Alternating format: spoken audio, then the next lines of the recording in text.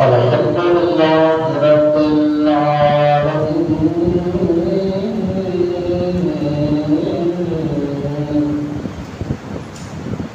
والصلاة والسلام على رسولنا الكريم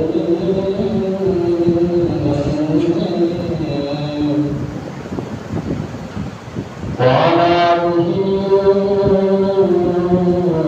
وأصحابه وأهل بيته وأزواجه وأولياء ملته وعلماء أهل سنته أجمعين. أما بعد فأعوذ بالله من الشيطان الرجيم. بسم الله الرحمن الرحيم. قد أعدنا الله نورا وكتابا مبين. صدق الله العظيم وصدق رسوله النبي الكريم الأمين.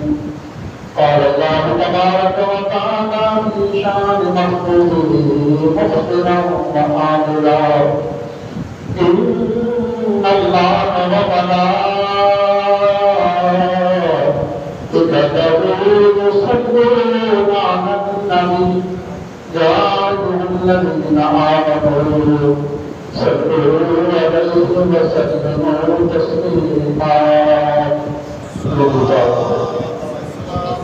السلام عليك يا سيدي يا رسول الله وعلى آلك وأصحابك يا سيدي يا حبيب الله. الصلاة والسلام عليك يا سيدي يا رسول الله وعلى آلك وأصحابك يا سيدي يا خاتم النبيين. حمد و ثنا کے بعد دعا ہے پروردگار عالم مجھے حق رکھنے کی آپ کو سن کر ہم سچ پوچھ کر عمل کی توفیق عطا فرمائے. الحمدللہ ثم الحمدللہ. اللہ تعالیٰ کے کرم سے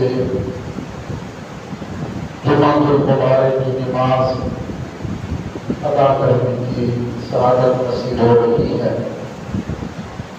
پروردگار عالم اپنی شان شان اس کا دل و ثواب اور اس کے فیض و برکات نصیب فرمائے.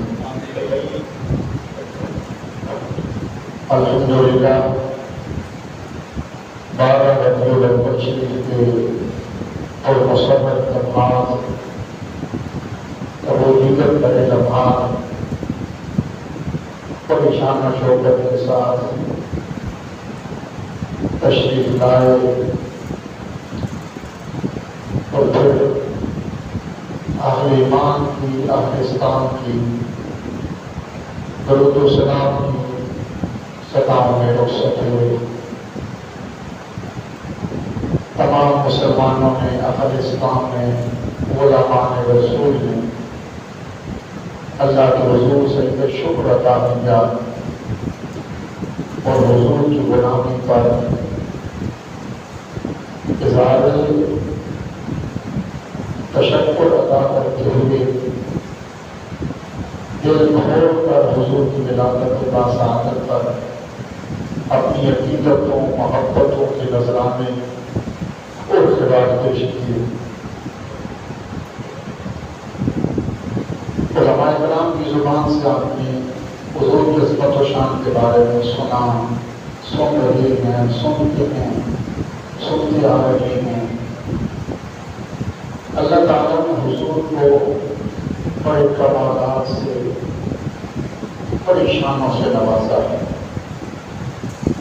اتنی اللہ تعالیٰ نے کسی اور کو شان عطا نہیں فرمائی جتنی اللہ تعالیٰ نے اپنے پیارے محبوب کریم علیہ السلام کو شان عطا فرمائی، جتنا بھی ذکر کرتے جائیں کم ہے۔ حضور کو حسن و جمال دیکھیں، حضور کو صاف دیکھیں، حضور کی اختیارات دیکھیں، حضور کے کمالات کو دیکھیں، حضور کی معجزات کو دیکھیں، تو جس سمت سے، جس پہلو سے، جس جہت سے بھی ذات مصطفیٰ کا مطالعہ کریں تو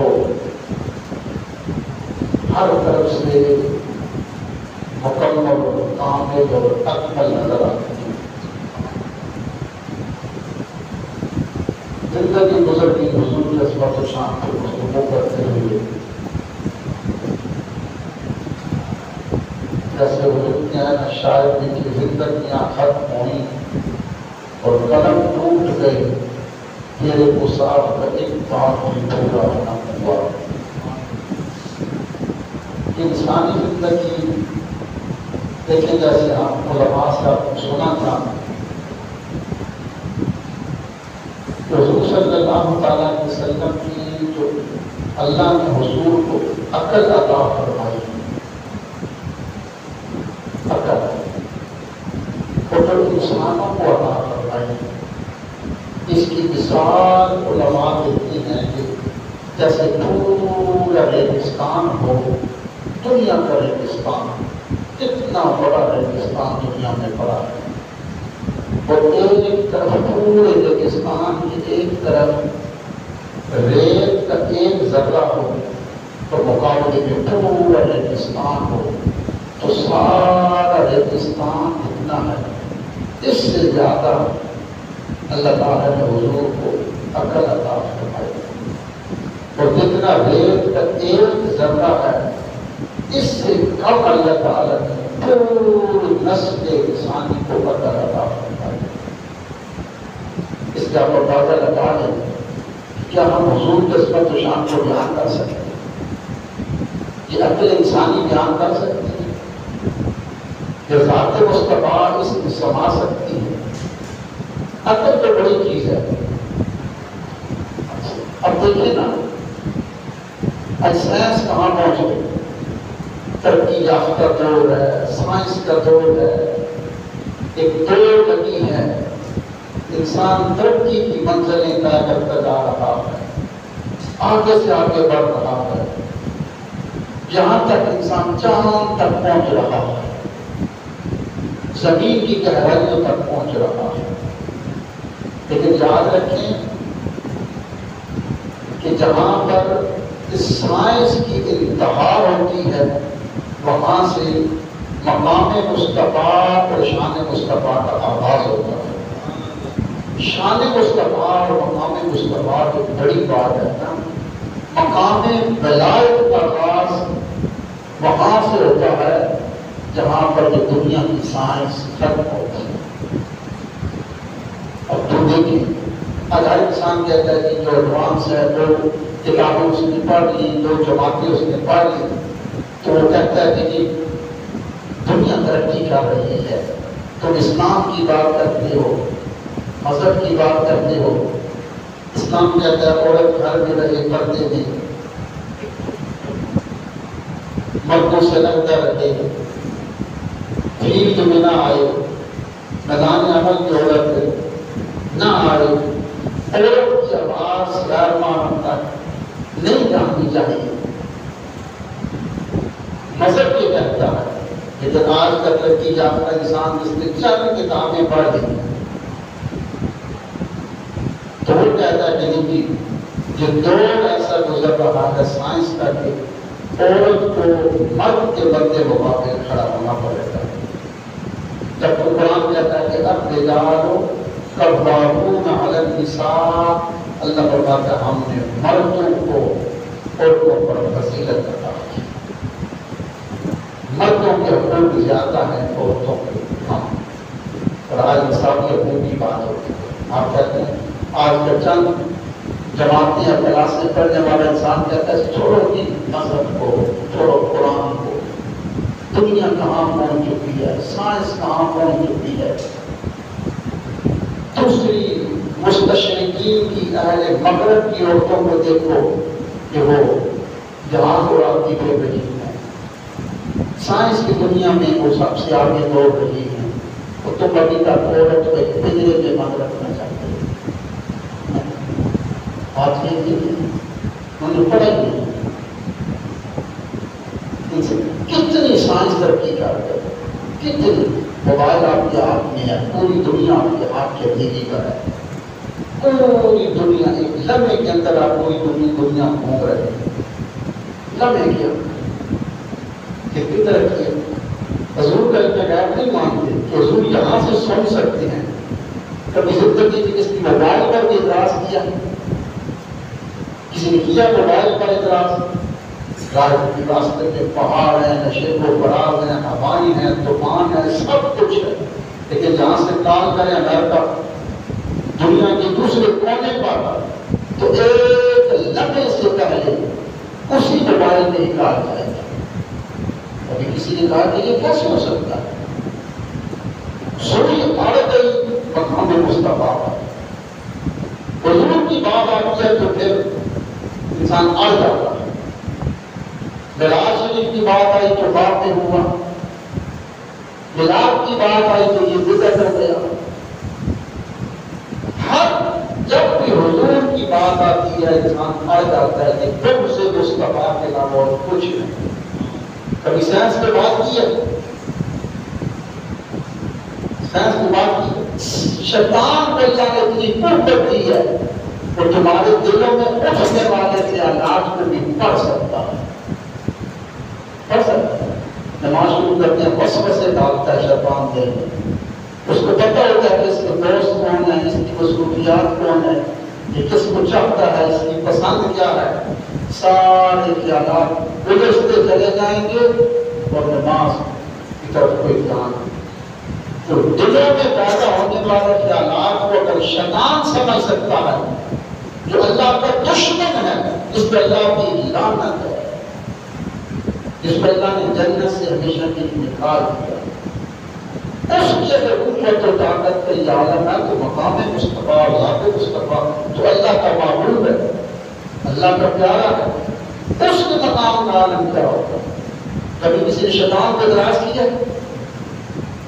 شیطان کے علم نے کبھی اعتراض کیا ہے کہ میں نہیں مانتا کہ میرے دل میں جو وسوسے ہوتے ہیں یہ شیطان پیدا کرتا ہے، بلکہ جو شیطان نہیں کرتا وہ بھی ہم شیطان کے کھاتے میں ڈال دیتے ہیں۔ ہو سکتا ہے اس کے شیطان کو علم بھی نہ ہو، اگر تو انسان وہ کام کر رہا ہے نا، وہ ہر بات شیطان کے کھاتے میں ڈال، ہر بات کیا کرے گے شیطان ہے، کیا کرے شیطان ہے۔ شیطان کے اختیارات بندہ مانتا ہے، یہ مانتا ہے کہ شیطان ہر کام کروا سکتا ہے، یہ مانتا ہے کہ دلوں میں اٹھنے والے اختیارات، خیالات، وسوسے شیطان کی وجہ سے آتے ہیں۔ دلوں میں جو بات ہوتی ہے وہ شیطان پڑھ لیتا ہے، پھر اس پہ عمل بھی کرواتا ہے۔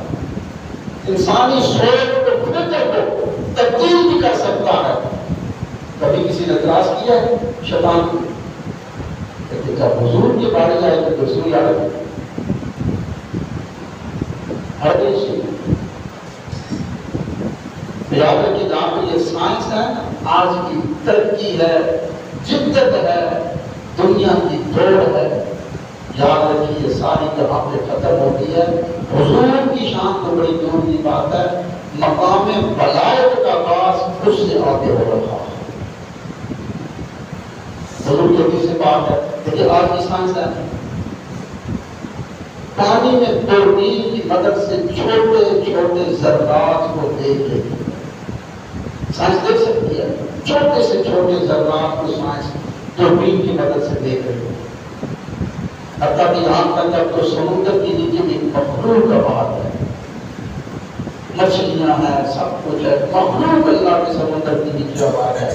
تو ساری سائنس کے روح سے، سائنس کی بدولت آج پوری دنیا اس کو دیکھ رہی ہے کہ سمندر کے نیچے ایک جہان آباد ہے اور بڑا حسین و جمیل جہان ہے۔ ایسی مچھلیاں ہیں کروڑوں اقسام جن کی ہیں، جیسے کسی نے کوئی ستارے کسی نے سوئی دھاگے میں توڑ دیے، کتنی مخلوقات اللہ کی خوبصورت، سبحان اللہ، اس سمندر کے نیچے. یہ سائنس کی بدولت ہے، سائنس دکھا رہے ہیں.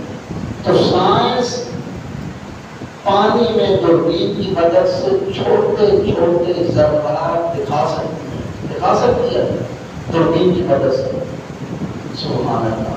لیکن میرے حضور کے حدیث سے پاک ہے کہ جب بندہ مومن وضو کرتا ہے نا تو اس کے اتنے گناہ ہوتے ہیں نا، وضو کی پانی کے ساتھ وہ جھڑ جاتے ہیں، جھڑتے ہیں. اگر اس نے ہاتھ دھوئے، ہاتھوں کے جتنے گناہ تھے اس نے ہاتھ دھوئے تو وہ جھڑ گئے. انسان کی کلی کی حدیث سے پاک ہے، جتنا اس نے جھوٹ بولا، غیبت کی، لغو کہا، گالی دی، برا بھلا کہا، جتنے بڑے کے گناہ تھے، حضور نے فرمایا کہ جب انسان کلی کرتا ہے تو سارے کلی کے پانی کے ساتھ وہ بھی گناہ جھڑ جاتے ہیں. ناک صاف کیا، کان ہے، ایسی باتیں سن لی، گانا سن لیا، کوئی آنکھیں ہیں، وضو کے پانی کے ساتھ سارے گناہ حضور نے فرمایا وضو کے پانی سے جھڑ جاتے ہیں. تو وہ سائنس جو پانی کے چھوٹے سے چھوٹے ذرات دکھا سکتی ہے، یہ گناہ دکھا سکتی ہے کہ پانی کے ساتھ جھڑ رہی ہے. سیدنا امام اعظم ابو حنیفہ رحمۃ اللہ تعالیٰ علیہ وضو فرما رہے ہوتے نا، استاد جو لوگ وضو کر رہے ہوتے تھے تو آپ ان کو دیکھتے اور فرماتے میاں تم نے وہ گناہ کیے ہیں جو تیرے وضو کی پانی کے ساتھ جھڑ رہے ہیں. اور جو گناہ کیے تھے نا تیرے ہاتھوں میں یا تیرے منہ میں، آپ دیکھتے اور فرماتے میاں تو نے وہ گناہ کیے تھے، تو نے وضو کیا، ہاتھ دھوئے، کلی کی، تیرے وضو کے پانی کے ساتھ تیرے گناہ جھڑ رہے ہیں. اب بھی بڑے گناہ باقی ہیں، جا اللہ سے توبہ کریں. حضور کے حدیث سے بات وقت کا ولی امام اعظم ابو حنیفہ آپ نگاہ بلائت سے دیکھ رہی ہیں کہ وضو کے پانی کے ساتھ چھوٹے چھوٹے گناہ جھڑ رہے ہیں، گر رہے ہیں، ہاتھوں کے کلی کے معروف حدیث سے بات ہے. لیکن آج کی سائنس جو دوربین کی مدد سے پانی میں چھوٹے چھوٹے ذرات دکھا سکتی ہے، کیا وہ دکھا سکتی ہے آج کی سائنس جو انسان کے وضو کے ساتھ پانی کی گناہ کرتے ہیں؟ وضو کے پانی کے ساتھ جو گناہ کرتے ہیں، جو سائنس چھوٹے چھوٹے پانی میں ذرات دکھا سکتی ہے، وہ یہ جو وضو کے پانی سے گناہ کرتے ہیں وہ سائنس دکھا سکتی ہے. جو اللہ کے بندے اپنی نگاہ بلائت سے دیکھ رہا ہے کہ بھیا تو نے وضو کیا، تیرے کلی کی منہ کے جتنے گناہ تھے میں دیکھ رہا تھا وہ سارے جھڑ رہے تھے، گر رہے تھے. اللہ کا ولی اپنی نگاہ بلائت سے وہ دیکھ رہا ہے کہ تیرے گناہ وضو کے پانی سے جھڑ رہی ہیں.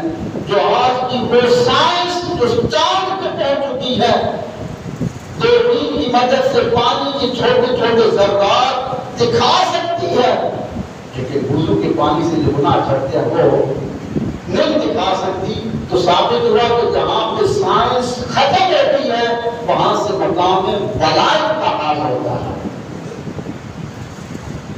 اللہ کے ولی کے مقام کا وہاں سے حال ہو رہا ہے. یہ جو مقام ولایت تھا، مقام مصطفیٰ تو بڑی دور کی بات ہے. ایک بزرگ تھے حضرت سیدنا ابو الحسن خرقانی رحمۃ اللہ تعالیٰ علیہ، ایک جو طلباء پڑھتے ہیں نا درس نظامی، ان کی کتاب ہے شرح عقائد نسوی، اس کے مقدمے کے اندر یہ بات لکھی ہوئی ہے کہ وہ بڑے اللہ کے ولی تھے. سیدنا ابو الحسن خرقانی رحمۃ اللہ تعالیٰ، ان کا بڑا مقام تھا. ایک شخص نے نگاہ بلائت سے آپ کے مقام کو دیکھا تو آپ کا سر آسمان سے اوپر عرش تک پہنچ رہا تھا اور آپ کے پاؤں جو تھے وہ تخت الثری تک پہنچ رہے تھے. ایک روحانی کیفیت تھی، روحانی کیفیت تھی، آپ کا بڑا مقام تھا. تو ایک رات ایک سیدنا ابو الحسن خرقانی رحمۃ اللہ تعالیٰ علیہ آپ نے روحانی پرواز فرمائی.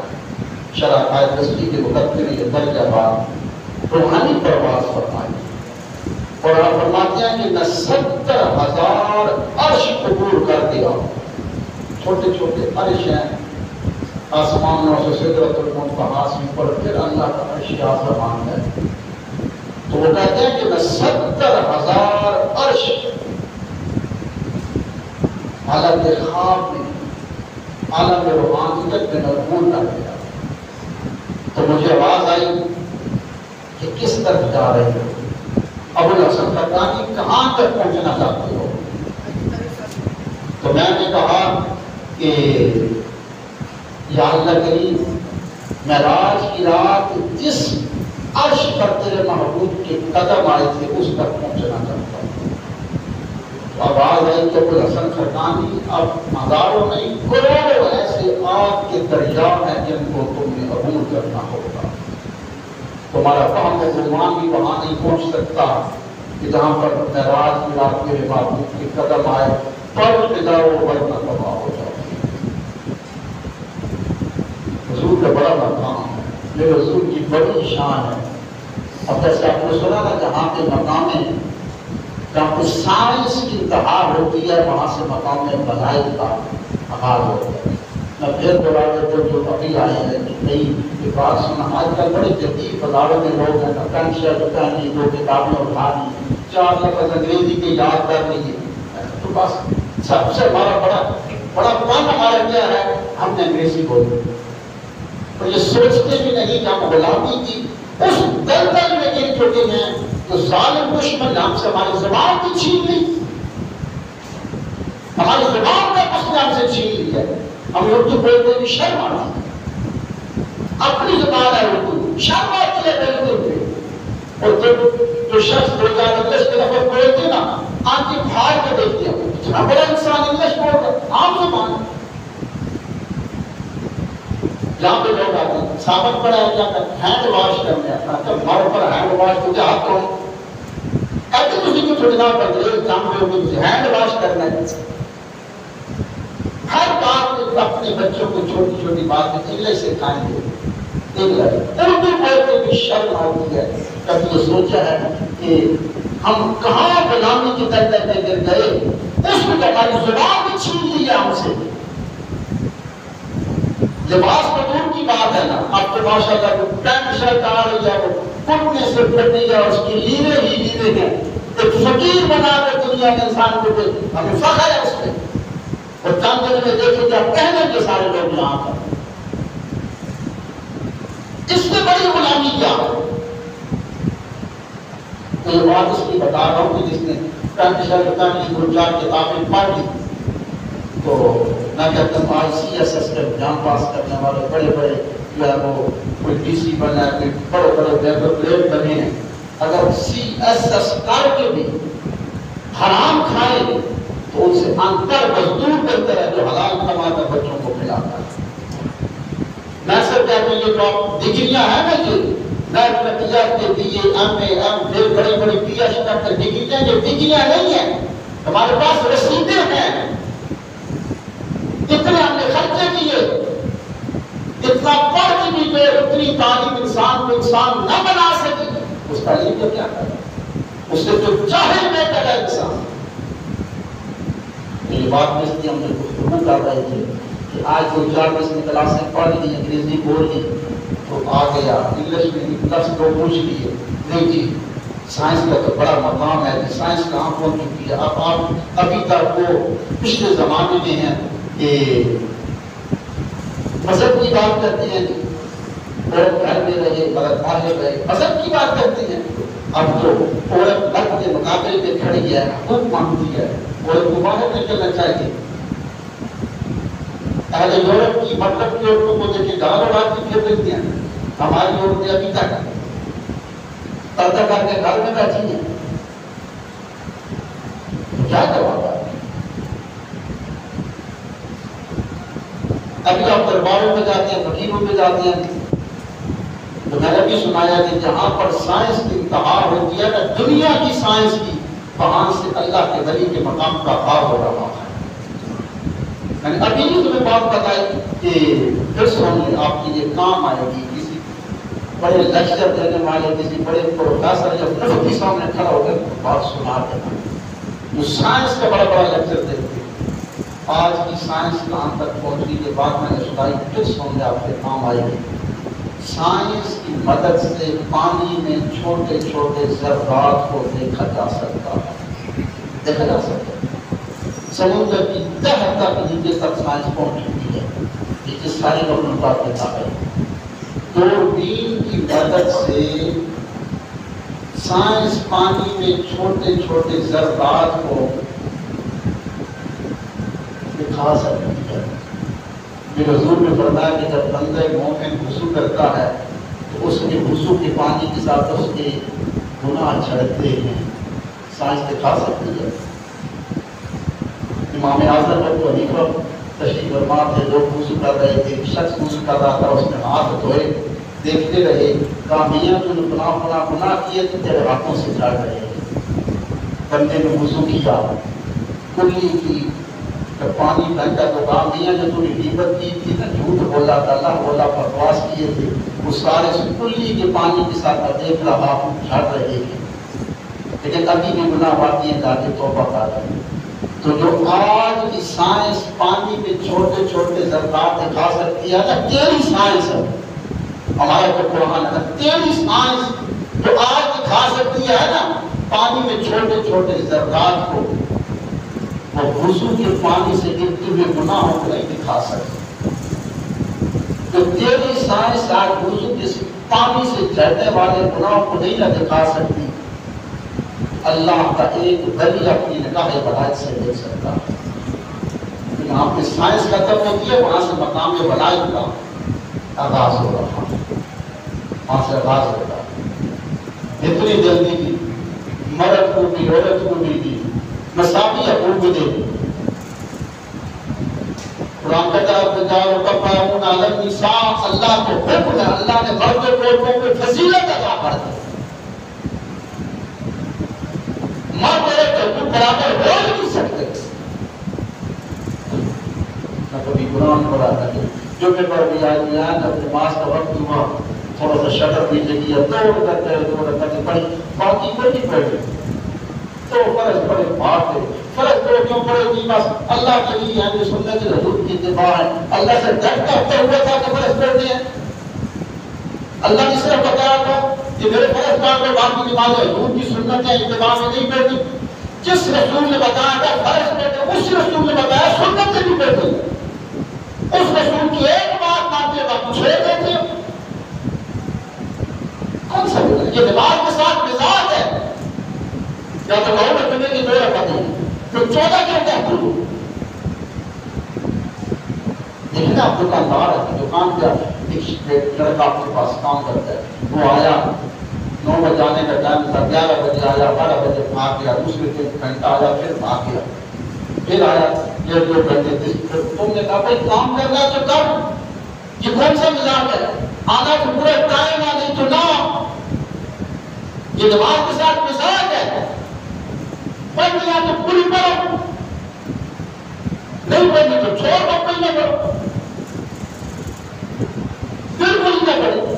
یہ کون سے جب سلام ڈھنے کا پھرتا تو ایسے توڑ دیا پڑھو، کیا کیا کہاں جا رہے ہیں؟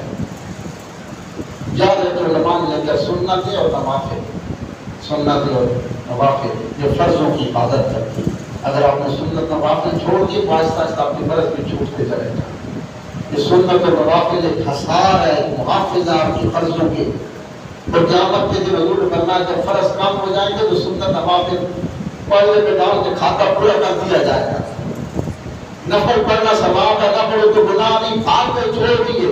فرمایا جس نے نماز کے نوافل پڑھے، بڑی توجہ سے سننا، جس نے نماز کے نوافل زور کے 2 نفل ہیں، مغرب کے 2 نفل ہیں، عشاء کے 4 نفل ہیں، جس نے نماز کے نوافل پڑھے، حضور نے فرمایا قیامت کا دن 50,000 سال کا ہوگا، ایک لمحہ مشکل ہوگا، زمین تانبے کی طرح تپ رہی ہوگی، سورج سوا دینے پہ کھڑا ہوگا، انسان کسی تک اندر میں ڈوب جائے گا، ایک لمحہ ہزاروں سال کے برابر ہوگا، 50,000 سال کا دن ہوگا۔ صحابہ نے کہا حضور اتنا بڑا دن گزرے گا کیسے؟ حضور نے فرمایا جو نفل پڑھتے رہے کیا آپ کے دن لوگ کرتا کہ بس نفل شروع کرے اللہ اکبر، 50,000 سال گزر گئے، دو نفل کرے 50,000 سال کا دن گزر گیا چلتی ہے نمازیں یا مغرب ٹائم میں اثر کا میں تو یہاں پر شرم آتی ہے روزانہ یہاں پہ لڑ کے نمازوں سے بھائی مغرب ٹائم مغرب کا 20 منٹ پہلے شروع ہو جاتا ہے مغرب ٹائم میں نماز اثر کی آپ نہ پڑھیں اگر بامرے مجبوری کہیں آپ کی چھوٹ گئی یا رہ گیا تو پھر حکم ہے کہ آپ کے مغرب ٹائم میں پڑھ لیں بامرے مجبوری کہیں پھنس گئے تھے پھر حکم ہے کہ آپ اس کو ادا کر لیں مغرب ٹائم میں پڑھیں کم از کم آپ کی نماز قضا نہیں ہوگی ادا ہونے کے خاطر میں لکھ دی جائے گی لیکن فضیلت سے معروف رہ جائے گی یہاں تو پکی روٹین ہے آپ اکثر نماز لیں تو میں کہتا ہوں بھائی مغرب ٹائم ہے آپ دیکھتے ہیں خالی صاحب ہے تو وہ سے چھپ کے چلے جا رہے ہیں بھائی مجھ سے کیوں چھپتے اس سے چھپ ہو جا خالی صاحب پھر پکڑ لیں گے کہ مغرب ٹائم میں پڑھنے جا رہے ہیں مغرب کا مطلب کیا ناپسندیدہ عمل اللہ فرماتا ہے تجھے پڑھ گیا مجھے پسند نہیں تھا تیرا کہ تو نے کیا مجھے پسند نہیں تھا حضرت ابو ذر غفاری کہتے ہیں میں پانی لے گیا حضور کو وضو کروانے کے لیے پانی رکھا تو حضور نے سر کا سے حرکت کی پھر حضور نے اوپر والا اور نیچے والا ہونٹ چبایا حضور کسی گہری سوچ میں تھے پھر سر پھر بلایا پھر ہونٹ اوپر نیچے کا جواب دیا میں نے کہا حضور کو گستاخی ہو گئی ہے حضور نے فرمایا نہیں ابو ذر ایک زمانہ آئے گا لوگ تاخیر سے نماز پڑھیں گے ایک زمانہ آئے گا کہ لوگ تاخیر سے نماز پڑھیں گے دنیا میں دولت ہوتا ہے کہا حضور پھر کیا کروں ابو ذر اس زمانے سے بڑا ماننا اللہ تو اس زمانے سے بچا ہے ہماری جو 4 بجے نماز ہو رہی ہے اور وہ پہلے پڑھتے ہو جماعت ہوتی ہے پہلے آئے بس جلدی اور اثر کی نماز یہاں پہ لوگ پڑھتے ہیں نا اتنی جلدی ہے کہ واپسی پر پنکھے بند کرنے جاتی ہے سلام دوسری طرف پورا سلام بھی نہیں پتہ نہیں کیا کیا نہیں کیا جیسے گواہ خود ہم پنکھے بند میں روزانہ 3-4 پنکھے خود بند کرتا ہوں نمازی کو ہوش ہی نہیں ہے 2 رکعتیں پڑھی بھاگ گئے ابراہیم بن ادم کہہ دیا کہ اللہ فرماتا ہے جس کی عیدت کی نماز پڑھی اس کو ایک گندے کپڑے میں لپیٹ کر حکم ایسے کیوں تو مار دیا لیکن اس نماز پڑھ کر جھوٹا دے حضور فرمایا قیامت کے دن جو نماز کو تاخیر سے پڑھتی ہیں مثلا ظہر کی نماز کا وقت تھا اذان ہو گئی اور پھر عصر کے وقت آ کر 10 منٹ پہلے پڑھ لی حضور نے فرمایا قیامت کے دن جہاں پر بڑے بڑے کافر کھڑے ہوں گے ہارون قارون شداد نقاد فرعون کھڑا ہوگا اس جگہ میں ان کو کھڑا دیا جائے کیوں کھڑا دیا جائے نماز میں وقت کی تھی آج ایسا جو بلا دے نا وہ گھنٹہ پہلے جا کے بیٹھ جاتے ہیں کہ ایسا جب بلایا اتنا ڈر ہے تو مالک کو بول بلائے تو میں 1:30 بجے خیال الصلاۃ آؤ سجدہ کرو نماز پڑھو ہم کہیں چلے جائیں گے آرام سے پڑھ لیں اتنا تکبر اتنی جرات دیکھا جائے گا کہ بڑا جانا پاک وہ بلایا کر گھنٹہ لے جاؤ حضور نے فرمایا قیامت کے دن جہاں بڑے بڑے کافر کھڑے ہوں گے سامنے کھڑا کیا جائے اللہ فرمائے گا میں نے بلایا تھا اور پھر تو سوچ کر آگے چلے جائیں گے اتنے ملک صاحب راجہ صاحب جناب شیخ صاحب بیٹھے ہیں دکانوں پہ نماز کا ہوش نہیں جب کہہ دیا تھا کہ اللہ علیہ السلام اٹھ نماز پڑھ پھر تو کیوں بیٹھا رہا لیکن وہ کہتا بڑے کافر کھڑے ہیں وہاں پہ کھڑا کر دیا جائے اور اس کے نام اعمال نہیں کھولے جائے خود پڑھے اپنی وقت کا اللہ کی توفیق عطا فرمائے سننا دیا